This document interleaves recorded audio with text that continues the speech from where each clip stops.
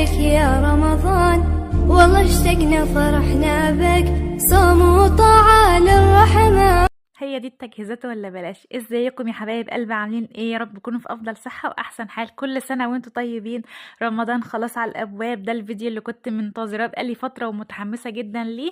يلا بينا نبدا مع بعض من غير رغي كتير. نحضر الاول الحاجه اللي هتسهل علينا ان احنا نشتغل في الفيديو من غير ما كل شويه نقعد نجيب ونحط ونشيل ونحط والكلام ده كله. اول حاجه ببدا بكميه البصل اللي انا محتاجاها لكميه الفراخ اللي عندي، وببدأ ان انا اطحنها كده واسهل على نفس الدنيا. في الاول نحضر الحاجات بتاعتنا، الاهم من الشغل ضبط الشغل.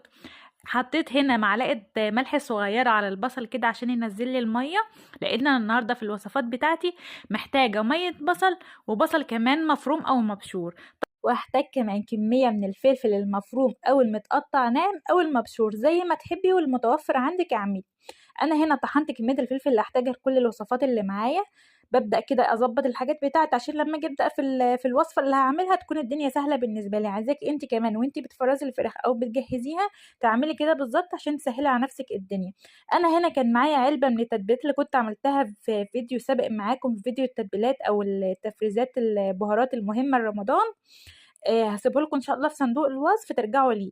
انا هنا خدت ميه البصل اللي كنت مفرزاها على ميه البصل المتبقيه عندي وسبتها تتركن في جنب لحد ما ايه تبرد كده. ومعايا هنا برضو نفس التتبيله اللي كنت عاملاها معاكم في الفيديو اللي قبل كده، تتبيله الفراخ المشويه، وان شاء الله برضو هسيبها لكم في على الشاشه تاخدوها سكرين. انا هنا بظبط الحاجات بتاعتي، سبت التتبيله كده لما تفك عشان ان شاء الله لما ابدا اعمل الوصفه تكون جهزت وبردت معايا. فهقطعها كده واركنها على جنب لحد ما تفك معايا. التتبيله دي بجد يا بنات عايزاكم تجربوها. التتبيله دي من ابتكاراتي انا، ولا هي تقليد ولا هي حاجات تقليديه، دي ابتكاراتي ومن واقع تجربتي بيانات في المطبخ. توصلت يعني للتتبيله دي بجد طعمها روعه، عايزاكم تجربوها، ريحتها جميله وطعمها اروع.